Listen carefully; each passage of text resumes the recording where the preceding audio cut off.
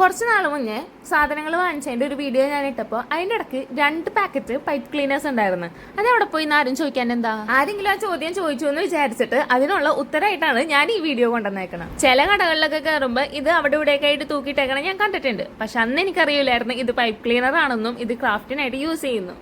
എങ്ങനെയോ യൂട്യൂബിൽ ഒരു വീഡിയോ കണ്ടപ്പോഴാണ് ഇതിനെ പറ്റിയിട്ട് എനിക്ക് കുറെ കാര്യങ്ങൾ അറിയാൻ പറ്റിയത്. കുറെ അല്ല, ഇതിനെ കൊണ്ട് ഇങ്ങനെ വേറെ കുറച്ച് സാധനങ്ങൾ വാങ്ങാൻ പോയപ്പോഴാണ് ഈ പൈപ്പ് ക്ലീനർ ഒരു കടയിൽ കിടക്കണ കണ്ടത്. അന്നേരം ഞാൻ 2 കളർ ഉദ്ദേശിച്ചു. ആ 2 കളറും എനിക്ക് കിട്ടിയില്ല. കാരണം അത് വേറെ ആരോ എടുത്ത് ഓർഡർ ചെയ്ത് വെച്ചേക്കുന്നതായിരുന്നു.